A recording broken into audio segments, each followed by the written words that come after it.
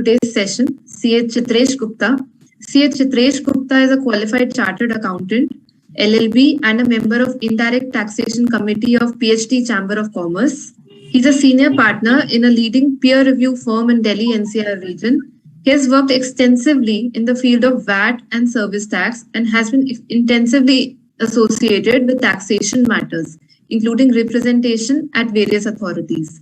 He's also a regular faculty at National Academy of Excise, Customs and Narcotics and an Apex Institute of Government of India for capacity building in the field of indirect taxation.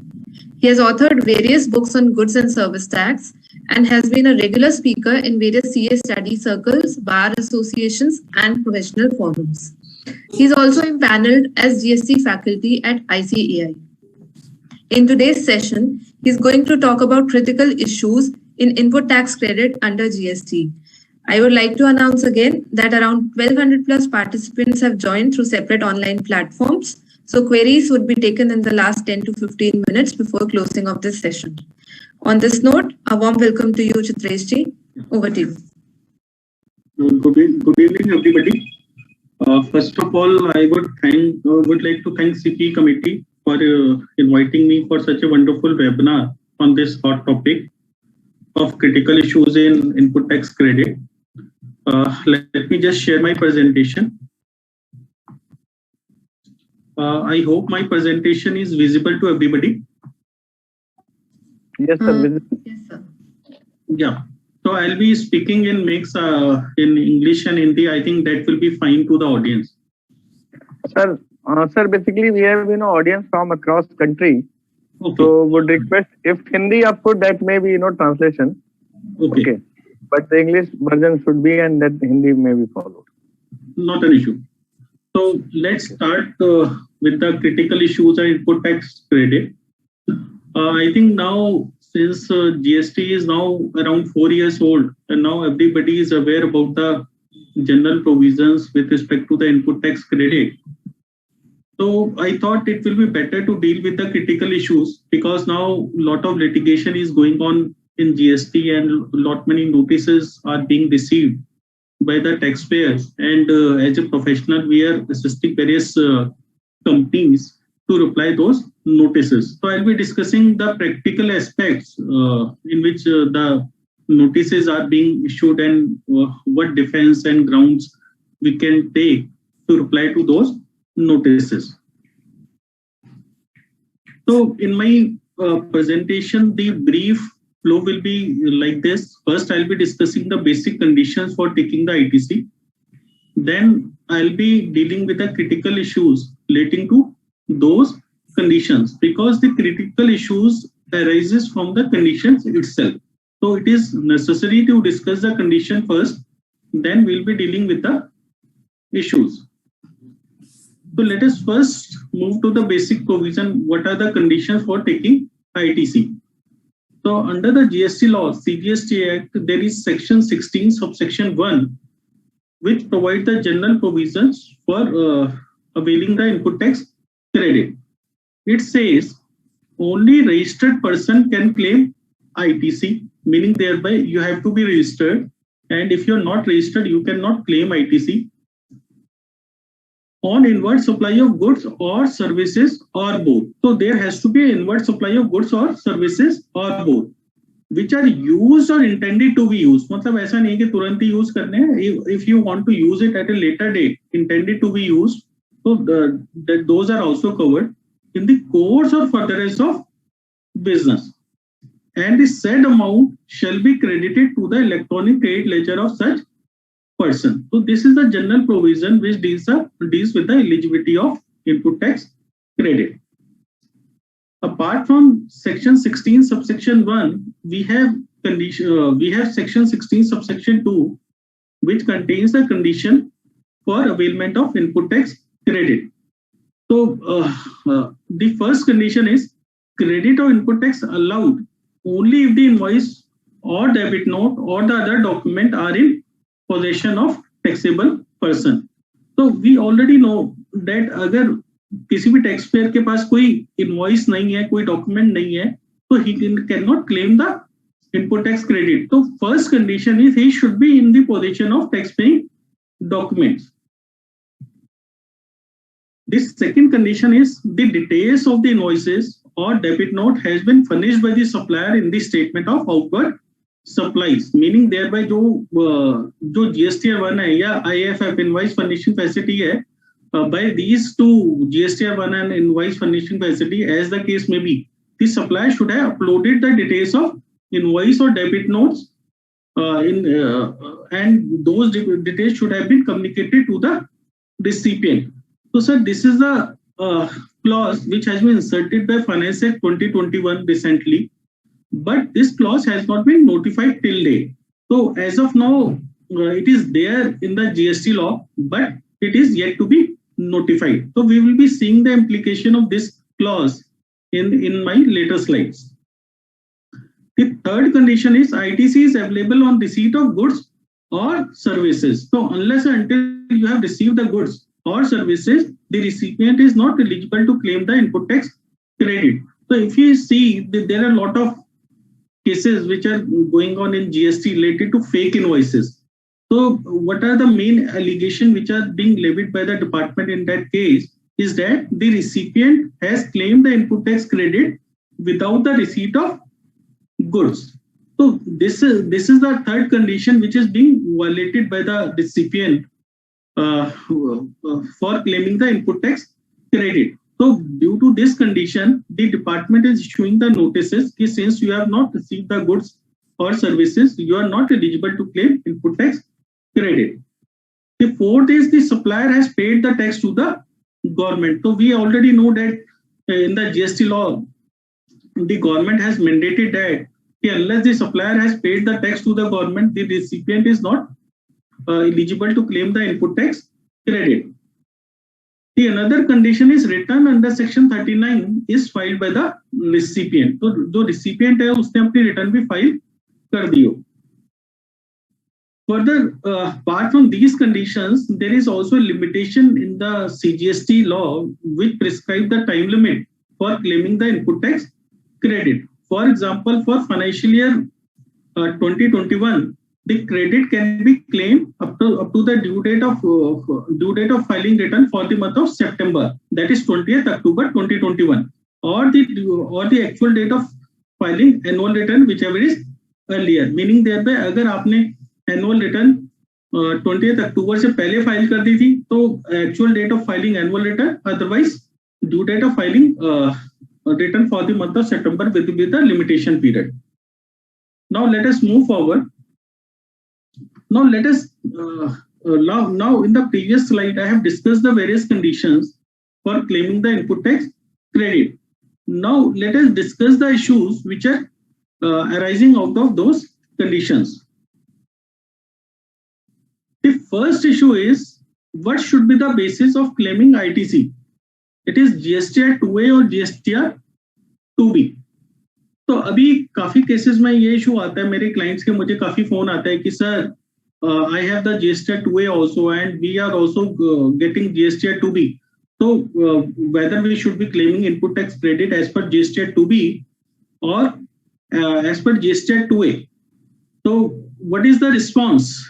You can type in the chat box if you want, because I think there is some limitation in the virtual this thing.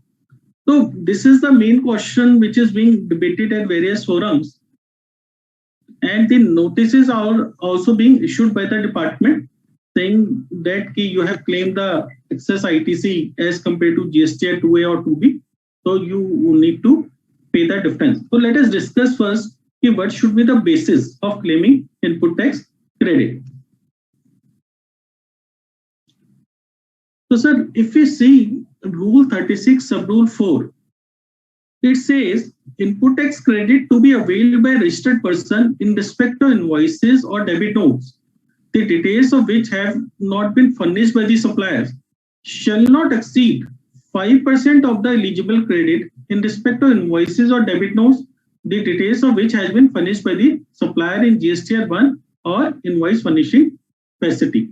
Meaning thereby the credit on missing invoices which are not coming which are not coming online shall not exceed 5% of the eligible credit which is reflected. But if we note Rule 36 Subrule 4, it nowhere says where that credit will be reflected, whether it will be on the basis of GSTR 2A or whether it will be on the basis of GSTR 2B. So as far as Rule 36 Subrule 4 is concerned, it is silent whether we need to take the GSTR 2A or GSTR 2B. So let us move forward. And we can note here that the invoices which are being furnished by the supplier in GSTR 1 are being auto-populated both in GSTR 2A or 2B. So again, the question arises which one to adopt. Now, if we see the two forms, GSTR 2A or 2B, they are having some differentiating points. I will not go into the detail because many of you will be practically dealing with GSTR 2A and 2B. So I'll just to highlight the GSTR 2A dynamic form, and it keeps on changing every time the supplier files GSTR 1 with the invoicing of the past period. Whereas the GSTR 2B is a static form which is generated on 14th of the every month. And if you see the GSTR 2A is available for the period with effect from July 2017, while the GSTR 2B is available from August 2020 onwards. And there are some other differences also, so I'm not going into the differences. So just to brief how the details are being updated in GSTR 2A or 2B. So I have taken some example. In this table, if you see in serial number 1, the supplier's invoice date is April 2020, and that supplier disclosed this invoice in April 2020 GSTR 1, and this supplier has filed the GSTR 1 well within time on 11th May 2020. So in this case, it will appear in GSTR 2A of April 2020, and it will also appear in GSTR 2B of April 2020. Now let's take second case. The supplier invoice is of April 2020, and it supplier disclosed in GSTR 1 of April 2020, but the supplier has filed the return late on 15th May 2020. So in this case, it will appear in GSTR 2A of April 2020, जो कि वो back date में जाके appear होगा. But in case of GSTR 2B, it will appear in May 2020 because GSTR 2B is a static statement. And with let us take third case. The supplier invoice date is April 2020, and this supplier has disclosed this thing in August 2020 GSTR 1, and GSTR 1 filed by 11th September. So it will appear in GSTR 2A of August 2020, and it will also appear in GSTR 2B of August 2020 only because the return has been filed well within in time, 11th September. Let us take fourth case. If the invoice date is April 2020 and it is disclosed in April 2021 GSTR 1, and this return has been filed late on 15 June 2021. So in this case, it will reflect in GSTR 2A of April 2021, and it will appear in GSTR 2B of June 2021. So there is a difference when the data will be auto-populated in GSTR 2A and when the data will be auto-populated in GSTR 2B. So it leads to a lot of reconciliation issues because, as I said, GSTR 2A is a dynamic statement, and on the supplier, the recipient does not have any control, and the supplier keeps on changing the supplies and amending the details. So those supplies and details are being reflected in many cases at a earlier date also.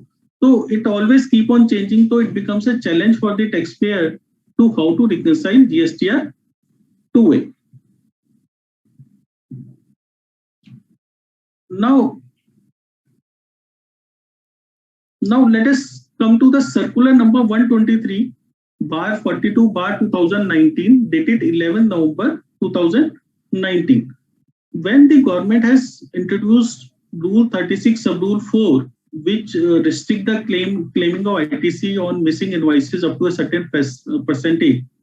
So to bring clarity on the application of this rule, then the government has issued one circular, this circular, and clarified that the taxpayer may have to ascertain the credit on missing invoices from his auto-populated GSTR 2A as on the due date of filing GSTR 1, meaning thereby apart from this circular in GST law, there is nowhere where they have used the word GSTR 2A. So for the first time in this circular, they have given legal sanctity to GSTR 2A. Now, if I talk about the notices and the department view, the majority notices issued by the department takes ITC from tax liability and ITC statement appearing on the GST portal. So if we go on the portal, there is a one tax liability and ITC statement report which is coming on the GST portal. And if we see that report, so and go to the tutorial, so it says the tax liability and ITC statement is a comparison report which is made available to the taxpayer each financial year and tax period wise. Matlab it is month wise, and it is based on liability declared in GSTR 1 and GSTR 3B. It is claimed as per from GSTR 3B and accrued as per GSTR 2A and 2B. Now again the question arises, the figures which are being auto-populated in this statement are from GSTR 2A or GSTR 2B. So if we go further, so here they say once the values are taken from GSTR 2B, the values from GSTR 2A will not be taken. मतलब कि they are saying कि GSTR 2B final है, जब हम GSTR 2B से value लेंगे, in that case then we will not be taking any value from GSTR 2A. Then they also said till June 2020, the values are taken from GSTR 2A, and from July 2020 onwards, the values are taken from GSTR 2B, meaning thereby now the GST portal is also recognizing GSTR 2B as a base for taking the ITC, while it is nowhere specified in the law till date. Now, if I again come to the department view, if we see 45th GST Council recommendations, the clause AA of section 16 subsection 2, which I have discussed earlier, the recipient should be able to claim the ITC in respect of invoices which are being uploaded by the supplier. So this is a proposed clause which is to be notified. So in the 45th GST Council meeting, the GST Council said that after the notification of this clause, they are going to amend Rule 36 sub Rule 4. And what they will be changing? They said the Rule 36 sub Rule 4 of the CGST rules to be amended to restrict availment of ITC in respect of invoices or debit notes to the extent the details of such invoice or debit notes are furnished by supplier in form GSTR 1 or invoice furnishing facility and are communicated to registered person in form GSTR 2B, meaning thereby this will be the first time when the CBSE will amend this Rule 36 sub Rule 4, when the proposed clause AA of section 16 subsection 2 will get notified, then only GSTR 2B will get the legal sanctity. So as of now, in law, there is no form GSTR 2B. So what to do? So there is a confusion in the minds of the taxpayer कि कभी government कहती है 2A से करो, कभी government कहती है 2B से करो. What needs to be done? So there is a confusion. So let us discuss what are the pros and cons. So if we do the comparison from GSTR 2A, so there are RICO issues, because I'll tell you in my own case what happened when we reconciled the credit for financial year 17-18 or 18-19. The GSTR 2A figure was X figure, And when we were filing the GSTN 9 for those years, the auto-populated figure which are coming in table A of GSTN 9 was something different. And when we see the ITC comparison report now, which is appearing on the GST portal, the ITC GSTN 2A figure is coming something else. So I have the three figures of GSTN 2A, and it is becoming very difficult to reconcile these things, because when I had gone to the authority and said the same thing, sir, there are three figures which are being appearing and coming on the GST portal. So what figure should I take and what is the final figure? Then that authority said, nothing doing, sir, whatever is appearing in GST ITC comparison sheet and which is visible now, you give me the comparison or reconciliation from those figures. I'm not bothered what has been appearing earlier. So this kind of approach is being followed. So definitely there are RICO issues because it is dynamic and different figures are coming at different places. Then there is one benefit, you can claim the early credit. Then dispute from department, like I already told you, there are different figures which are appearing in many cases. So definitely it is liable to dispute by the department. Now let us see GSTR 2B. GSTR 2B is the future because it is looking like the government is going to encourage GSTR 2B and discourage GSTR 2A. There will be lesser RICO issues, reason being it is a static form and it will not change again and again. It will result in delayed credit. Suppose if the supplier has filed their GSTR 1 late, in that case the credit will be reflected in the next one, GSTR 2B. So there will be a delayed availment of credit. Then there is a less chances of dispute because it is a static statement. So in any case, there will not be any loss of credit. So now what is the way forward? The monthly RICO through GSTR 2B along with annual or half yearly RICO through GSTR 2A. So now let us come to issue number 2. What we have discussed is whether we should be claiming credit as per 2A or GSTR 2B. What is more authentic? Now let us move to the second issue, whether GSTR 2A or GSTR 2B is relevant for taking ITC at all. Yeah, the taxpayer can avail the input tax credit based on their records without reconciling their values with GSTR 2A or GSTR 2B. So before moving to discuss that question, let us see the type of notices which are being issued by the department in case of mismatch of ITC in GSTR 3B and GSTR 2A or 2B.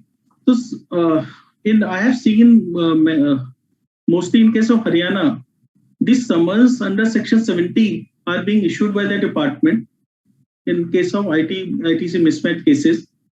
Then in some cases in Delhi, I have seen the notice under section 73 of the CGST Act are being issued by the department. Then in UP, I have seen generally the notice in form ASMT 10 is being issued in such cases. Now let us see what can be the reconciliation issues in taking ITC on the basis of GSTR 2A or GSTR 2B.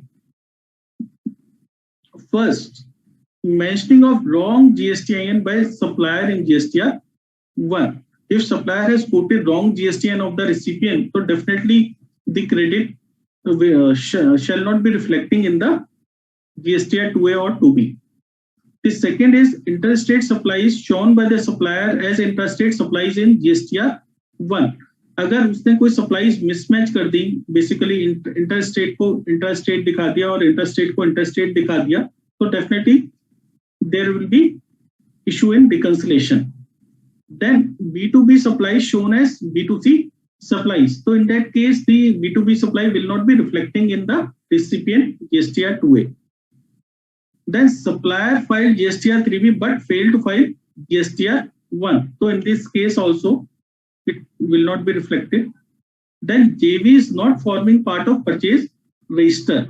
Many cases, the entries are passed in the accounting software through JV, and in that case, it is not forming part of purchase register. So it will also result in reconciliation issues.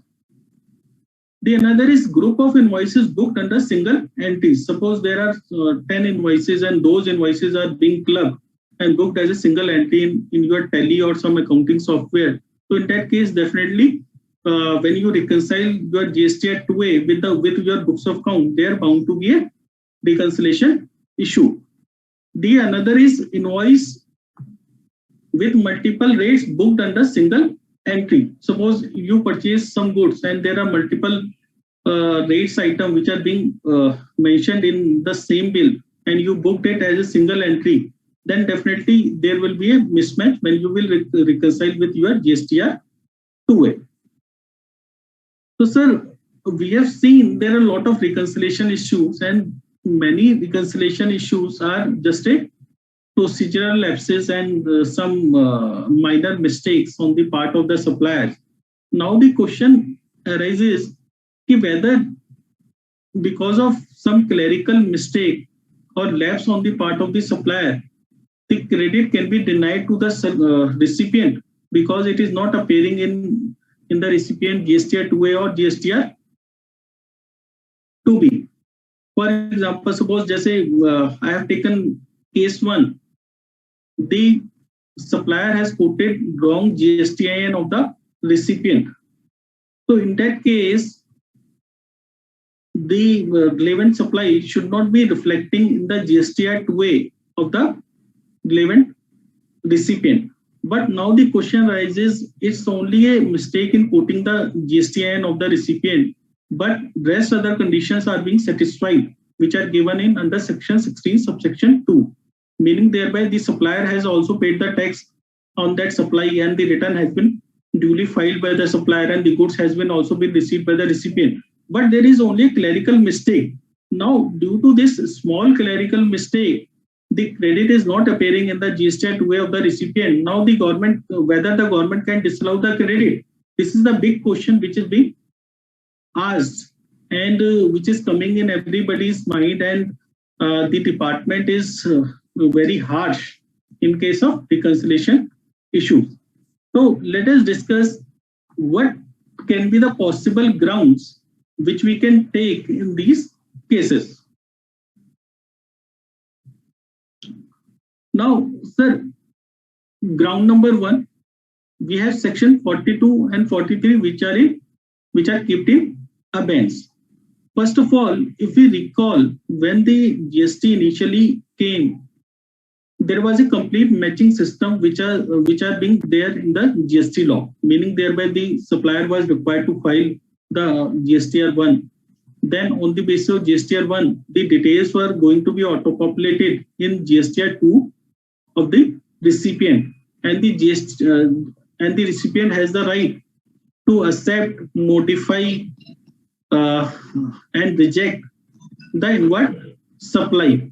And in that case, the discrepancy is being communicated to both the supplier and the recipient, and then the supplier is expected to rectify the discrepancy, and the process goes on. So there was a complete inbuilt matching concept which was there in the GST law, and we also have the relevant rules which were there, Rule 69 and 671, which says how the matching will be done and how the returns will be filed. Now the question arises, now due to technical glitches, the government was not able to implement the matching concept fully, and that's why the government has introduced GSTR 3B. So now we have only the GSTR 1 and GSTR 3B. The earlier returns which were there earlier, GSTR 2 and GSTR 3, those has been kept in abeyance by the government. Now, when these returns and this matching concept has not been implemented by the government, whether the government can implement the matching concept partially, in my opinion, no, because these sections 42 and 43 are keeping abeyance and the full system of matching concept has not been implemented. So only implementing the GST 2A reconciliation is not envisaged in the GST law. So whatever the department is doing is without any authority of law, and it is not backed by any section in the GST law. Now, this second ground is Rule 36 sub Rule 4 is contrary to taking ITC. So, sir, if we see the Rule 36 sub Rule 4 has been inserted in CGST rules with effect from 9th October 2019, and as per this rule, the taxpayer is eligible to claim specified percentage of input tax credit on missing invoices. Now, the rule itself says the taxpayer is eligible to claim specified percentage of credit on missing invoices. So it means this rule is contrary to the stand of the department that unless until the supply is reflecting in GST 2A or 2B, they will not allow you the credit. So when the rule itself says you can claim the credit on the missing invoices, so how they can say you have to reconcile all your credit with GST 2A? So there has to be some gap, and this gap is also envisaged in Rule 36 sub Rule 4.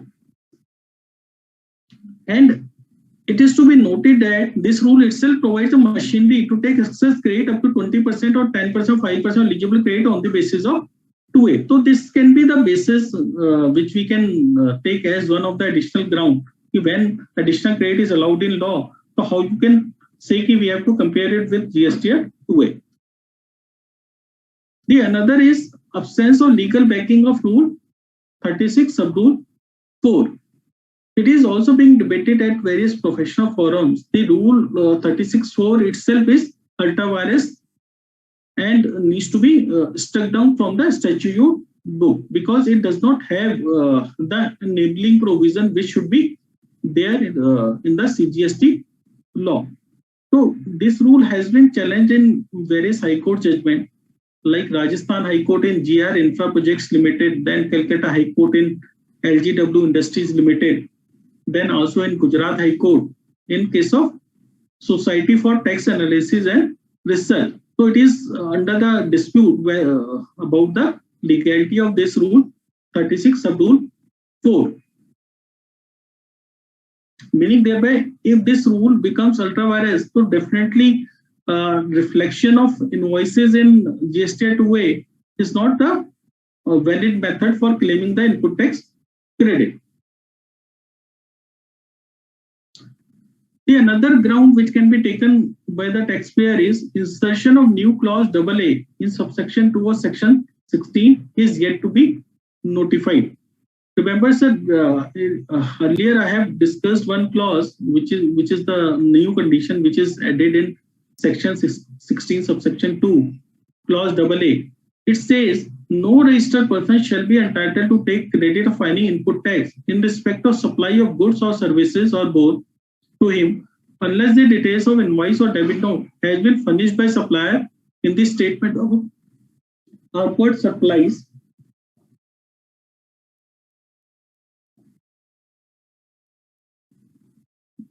in the statement of outward supplies, and such details have been communicated to the recipient of such invoice or debit note in the manner specified under subsection 37. Meaning thereby, now by way of new clause AA, the government is thinking to provide the legal backing that when the details are being uploaded by the supplier and communicated to the recipient in the specified manner, then only the recipient should be eligible to claim the input tax credit.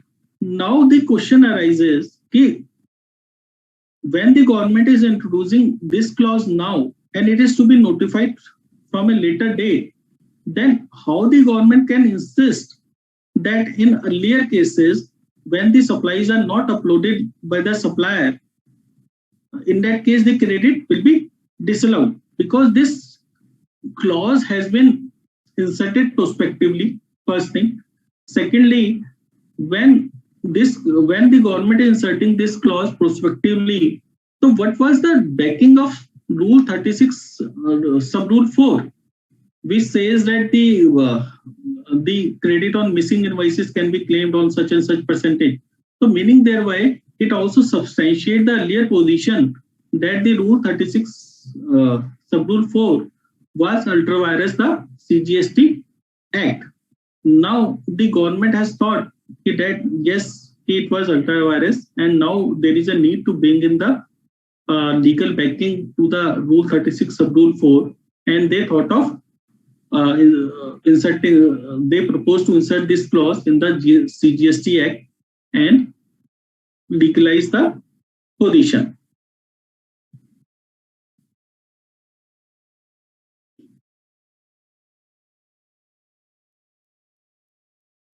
Now, in the ground number 5, we can take various judicial precedent which are there. First is, can the substantial right of the input tax credit be denied on the basis of procedure left by the supplier? Like in my earlier slide, I have said there is a mistake in mentioning of the GSTN of the recipient. So it is a procedural mistake. So whether substantive benefit can be denied, or there is a some other minor mistake on the part of the supplier, so whether the benefit to the recipient can be denied. So there are many judgments on this point. The first landmark judgment is Mangalore Chemicals and Fertilizer Limited of the Honorable Supreme Court. In this judgment, the Honorable Supreme Court held that mere fact that a condition is statutory does not matter one way or the other. There are conditions and conditions. Some may be substantive, mandatory, and based on consideration of policy, and some others may merely belong to the area of procedure. So it would be erroneous to attach equal importance to the non-observance of all the conditions, irrespective of the purpose they were intended to serve. So, sir, if you see in this judgment also, the Supreme Court has recognized that the condition can be substantive, mandatory, and based on policy consideration, and some may be of some procedural nature. So they said it is not good to attach the equal importance on the observance of all the conditions. So if the procedural conditions are not being fulfilled, in that case also the substantive benefit should not be disallowed to the taxpayer. The another judgment is Austria Healthcare India Private Limited. It is of the Madras High Court. In this case, it was held that a procedure should not run contrary to substantive right in the policy. If the procedural norms are in conflict with the policy, then the policy will prevail, and the procedural norms, to the extent they are in conflict with the policy, are liable to be held bad in law. Now let us come to the another judgment of Sun Daikem versus Assistant Commissioner, again of the Madras High Court. This case relates to the inadvertent reporting error committed by supplier in filing GSTR 1. So what happened in this case? This Sun Daikem was the supplier, and while filing the GSTR 1 by the Sun Daikem, the interstate sales had been erroneously reported as interstate sales. Now, when the recipient had reconciled its GSTR 2A, then the recipient came to know that there is a mistake, and that mistake has been communicated to the Sun Daikem. Sir, there is a mistake has been committed by you in filing your GSTR 1, and kindly correct it so that we can claim the input tax credit. Now, this Sun Daikem has tried to correct the GSTR 1 and try to correct the supply which has been shown as interstate supply as intrastate supply. So, but what happened? They were not able to amend.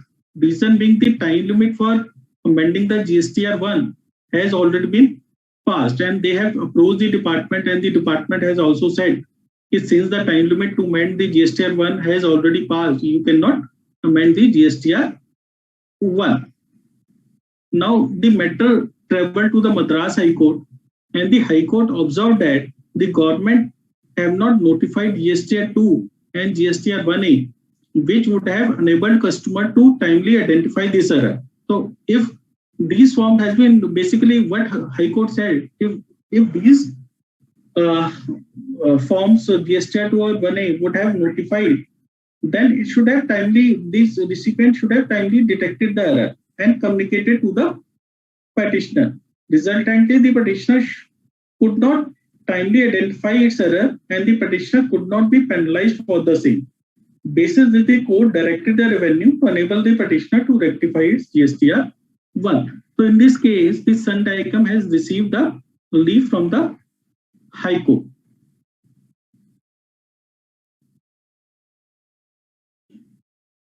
Now there is another judgment relating to rectification of GSTR 3B, and which is in case of Bharti Airtel, and it is the it is the judgment the Bharti Airtel has filed the date in the Delhi High Court, and they have the ruling in their favor, and the department later on filed the special leave petition in the Supreme Court, and the Supreme Court has given the adverse order in this case, and adverse to the basically Bharti Airtel. So in this case, what happened? It is a case of basically under-reporting, and it relates to the period from July 2017 to September 2017. So what happened? The Bharti Airtel initially filed a writ petition before the Delhi High Court, and they said, sir, the government has not implemented the complete matching concept of GSTR 2 and GSTR 3, and because of which we were not able to claim the correct ITC in our GSTR 3B returns, which has been filed from July to September 2017. So we have claimed the input tax credit on estimated basis in those returns, and this input tax credit is less. So had the government notified these forms GSTR 2 and GSTR 3 and full matching concept was in place, so we should be in a position, we should have been in a position to identify the errors well within in time, and should have rectified those errors and claimed the correct amount of input tax credit. So since the government has not notified this form, and there were technical glitches on the system due to which the government has not notified these forms, so we are not able to claim the input tax credit. So that's why we should be allowed to rectify the return of the concerned tax period and claim the ITC. So sir, the thing which is to be noted here that the Bharti Airtel said they should be allowed to rectify the return of the concerned tax period. Not they have not said that they should be allowed to rectify the discrepancy in the month in which it is noticed. They said they should be allowed to rectify the return of the relevant tax period, not the month in which discrepancy has been noticed. So this is the case. So basically, in this case, the High Court, after discussing the case at length, has given the ruling in favor of Bharti Airtel, and they said that had the government notified this form, the mistake should have been detected in time, and the Bharti Airtel should have claimed the input tax credit correctly. So the Bharti Airtel should be allowed to rectify the return for the concerned tax period and adjust the ITC for payment of then tax liability, and the excess balance in electronic cash ledger should be allowed to be refunded to the Bharti Airtel. Now the department was unhappy with this judgment, and they said that it is against the principle of CGST law, and if this interpretation is given, then it will distort the very concept which is there in the GST law. So the department approached the Supreme Court, and the Supreme Court, again, there is a very long, the Supreme Court has given a very long judgment, and the same argument has been taken by the Bharti Airtel in the Supreme Court also.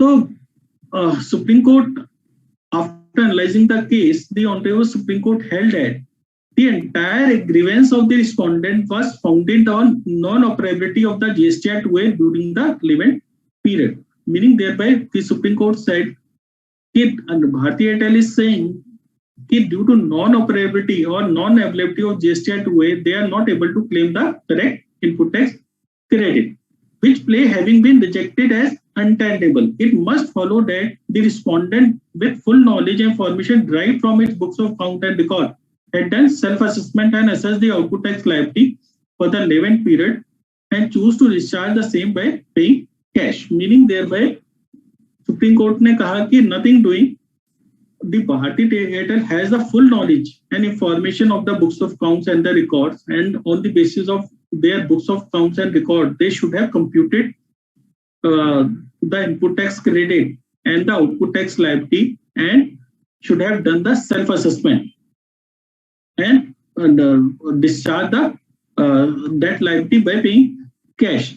The form GSTR 2A is only a facilitator for taking an informed decision while doing such assessment.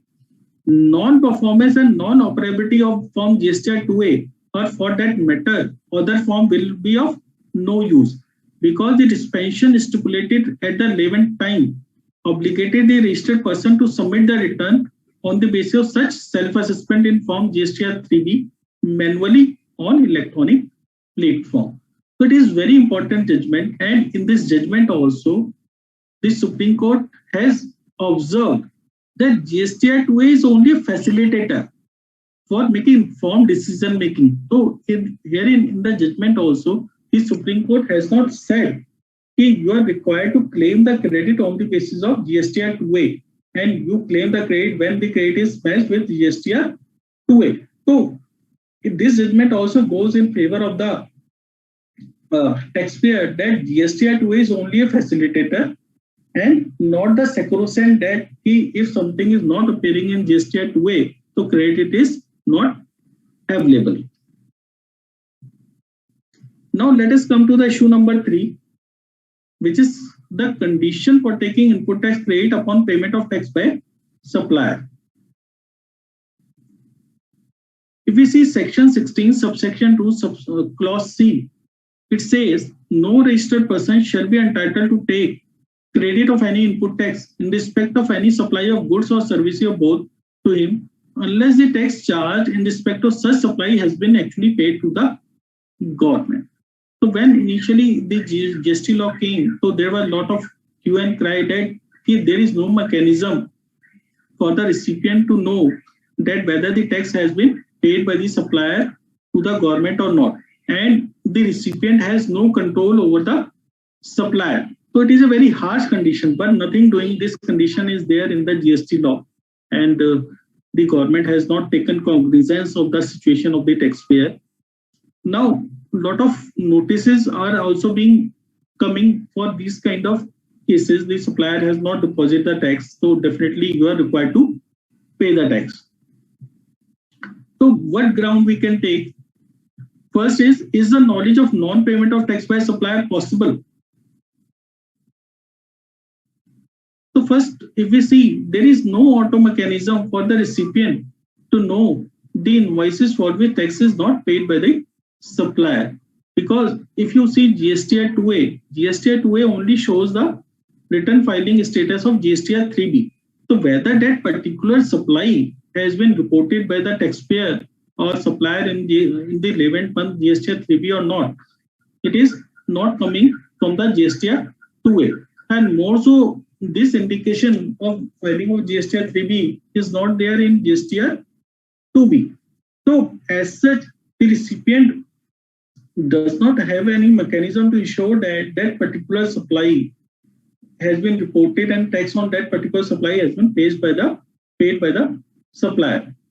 Then further, if you see, the reflection of invoicing in GSTR 2A or 2B is not the validate of the tax payment in GSTR 3B. So कि हो सकता है कि उन्होंने जो है GSTR 1 में वो पर्टिकुलर सप्लाई दिखा दी और वो आपके जीएसटीआर 2 में भी आ रही है, but the supplier has not shown that particular supply in GSTR 3B. Now the question arises, how the law can expect the taxpayer to do impossible? So this is the question which is coming in everybody's mind, whether it can be done. Now let us see the second ground, the GST Council meeting proposal.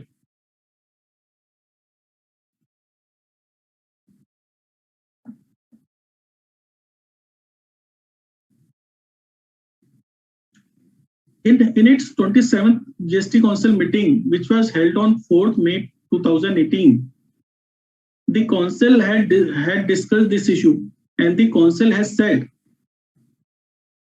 and proposed that there shall not be any automatic reversal of input tax credit from buyer on non-payment of tax by the supplier. Meaning they also said there should not be automatic reversal. In case of default in payment of tax by the supplier, the recovery shall be made from the seller. Meaning thereby अगर seller ने default कर दिया है payment of tax का, तो recovery जो है seller से ही करनी पड़ेगी. However, the reversal of credit from buyer shall be an option available with the revenue authorities to address exceptional situations. Meaning thereby the recovery from the buyer can be done only in exceptional situations, not in a routine matters. When there are exceptional situations, then only recovery can be then done. And in that GST Council minutes, they have also specified the exceptional situations. Like they said, dealer is missing, then the another is closure of business by the supplier, the another is supplier not having adequate asset, etc. So these were the things which were mentioned in 27th meeting, GST Council meeting, and these proposals were the key element of new written design, and these proposals are not notified in GST provisions. Meaning thereby, actually in this meeting they have discussed the element of new written design, because earlier they were planning to come out with new written design, which later on discarded, and they thought they will enhance the existing returns and do the improvement. So these proposals were there for the new written design, but they failed to notify these provisions in the GST law. So meaning thereby there was a thought process in the GST Council also that this straightway direct recovery should not be made from the buyer due to fault of the seller. It should be done in the exceptional circumstances. So there is one very good judgment also of the High Court in case of DY Bethel Enterprises, and this judgment has been delivered by Honorable Madras High Court. And in this judgment, the High Court observed and held that the provisions of Section 16 and noted that the assessee must have received the goods and the tax charge in respect of his supply must have been actually paid to the government, either in cash or through utilization of input tax credit admissible in respect of said supply. Therefore, the tax had not reached the kitty of the government. Then the liability may have been eventually borne by the one party, either seller or buyer. So the High Court has said that if the government has not been able to utilize the tax, then definitely that liability has to be discharged either by the seller or buyer, because the government needs the revenue. The court further observed that the respondent has not taken, respondent here is department, the department has not taken any recovery action against the seller when it has come out that the seller has collected tax from the petitioner. The omission on the part of the seller to remit the tax must have been viewed very seriously, and strict action ought to have been initiated against the seller. So in this case, the Madras High Court categorically held that in the initial instance, when the supplier has failed to supplier has collected the tax but has failed to pay to the government, so at the initial instance, the action should be taken against the supplier. not the buyer. So it is a very beautiful judgment which can be utilized in our case also. Then these kind of clause which is there in GST was earlier also there in DVAT Act. And in the case of Arise India, the Delhi High Court has also given a favorable judgment. And the Honorable Delhi High Court held that Section 92G of the Delhi VAT Act, to the extent it disallows input tax credit to purchaser due to default of the selling dealer in depositing tax as violative of Article 14 and Article 19(1)(g) of the Constitution of India. तो ये violative है, and this is violative Article 14 of Constitution of India as much as it treats both innocent purchaser and guilty purchaser alike. In other words, it is submitted that by treating unequals equally, the legislative measures is violative of Article 14 of the Constitution. Now, let us come to another very important issue, ITC on CSR expenses.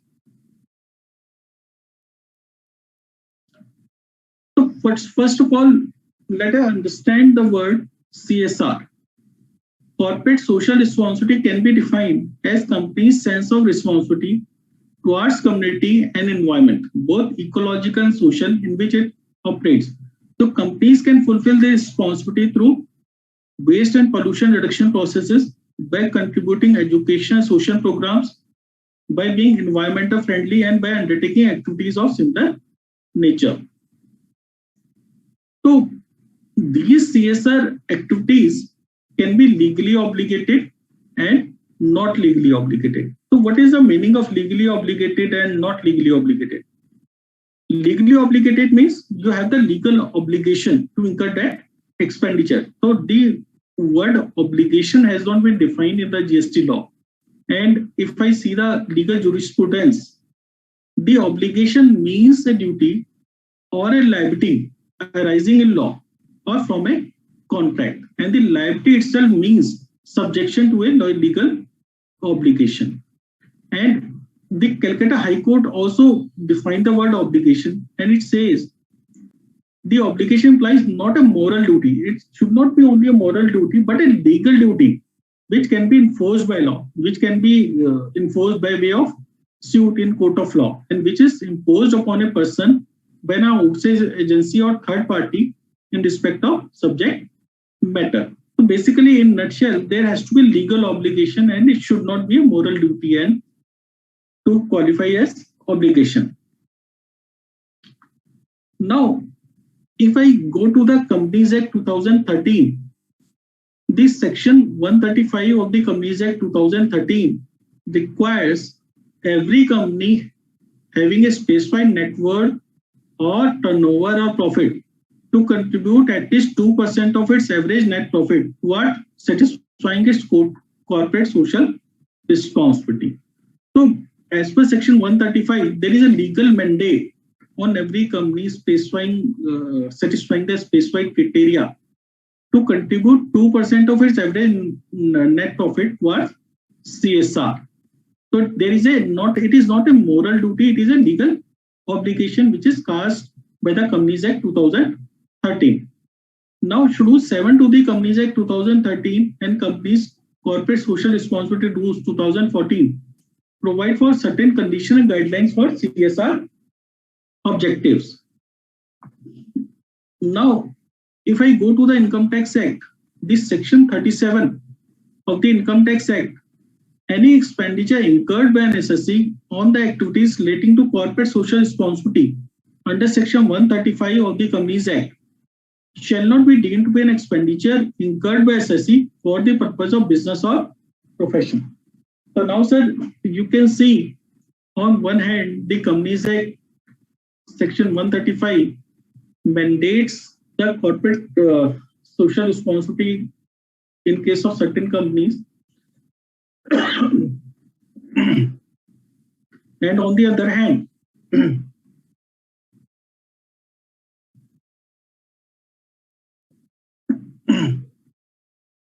On the other hand, the another law, the Income Tax Act, says that it shall not be deemed to expenditure for the purpose, shall not incurred for the purpose of business or profession.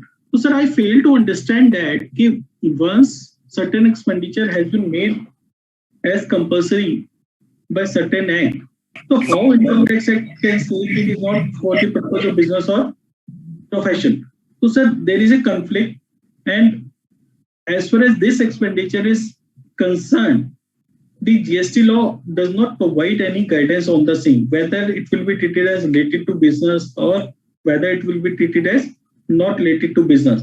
So the question can come in taxpayer's mind, whether we can apply the provision of Income Tax Act and treat it as not related to business. So in my opinion, no, because every act is a separate act and need to be separately passed by the legislature.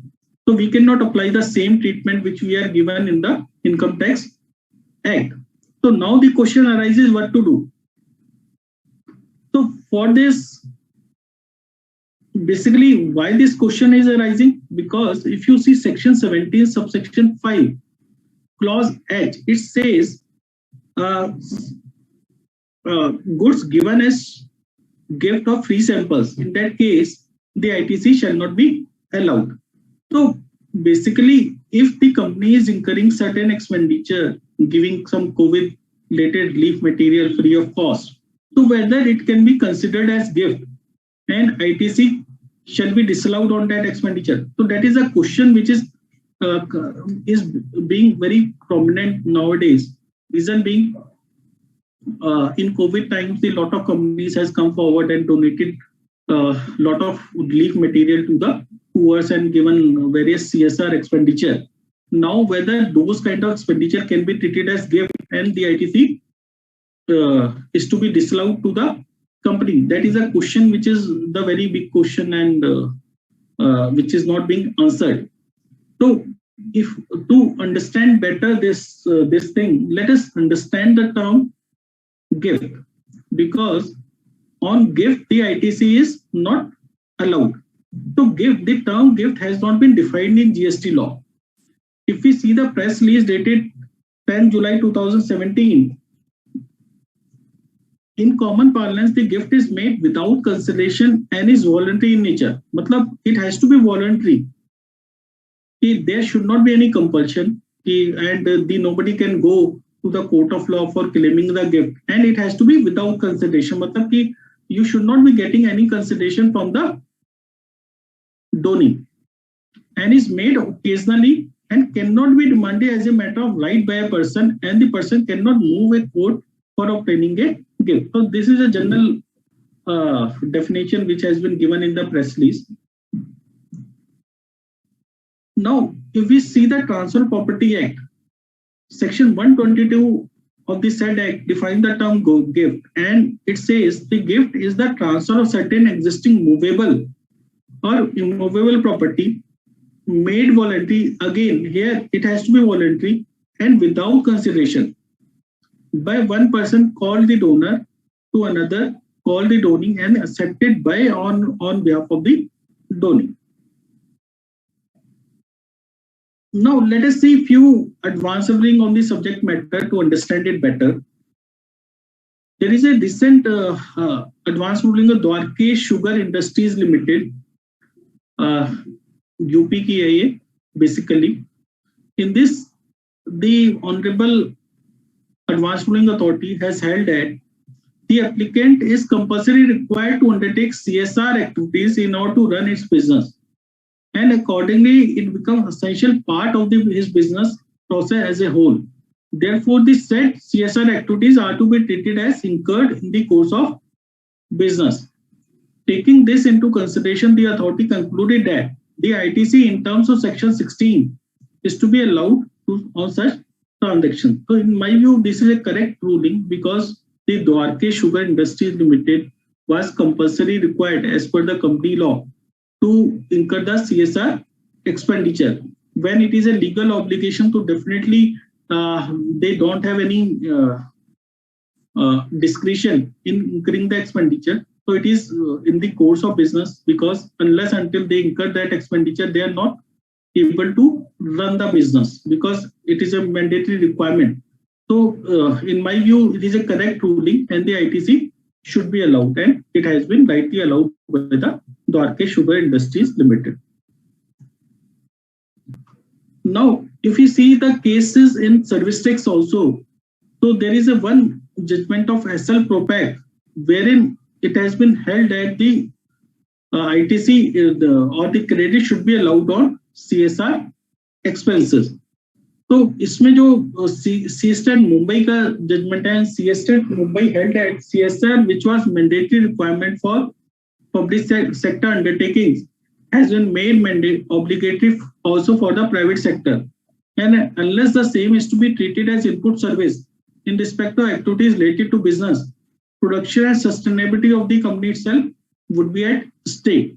So by saying so, the C State Mumbai has allowed the input tax credit on the CSR expenses. And the similar view has been held in case of Manipur, India, by the Karnataka High Court.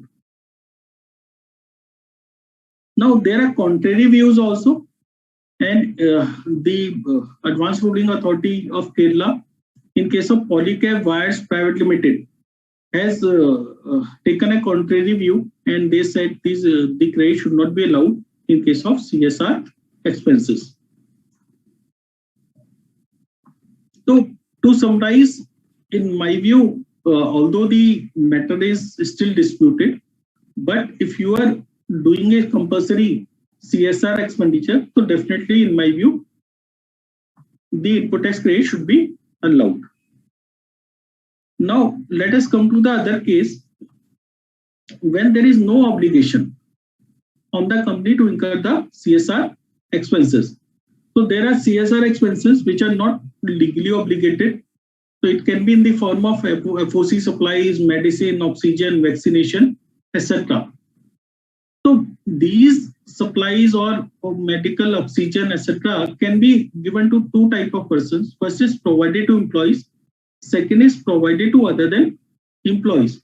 So if these expenditures has been done on the employees, so in my view, the ITC may be eligible, as the survival of employees is important for the business, because it is for the employee welfare, and unless until you provide these things, they cannot do the work. Like in COVID times, you may have distributed free sanitizer, free mask, or some other COVID related material.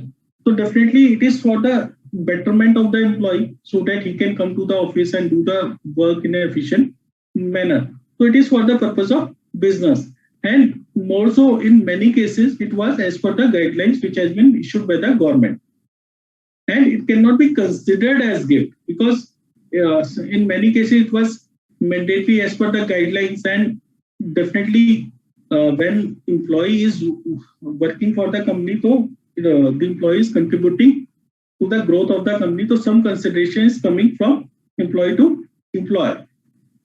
The another case is provided to other than employee. So in this case, the Schedule 1 of the CGST Act will come into the picture. So if we see the Schedule 1, कि Schedule 1 मेरा है क्या? तो Schedule 1 मेरा कहता है the activities to be treated as supply, even if made without consideration.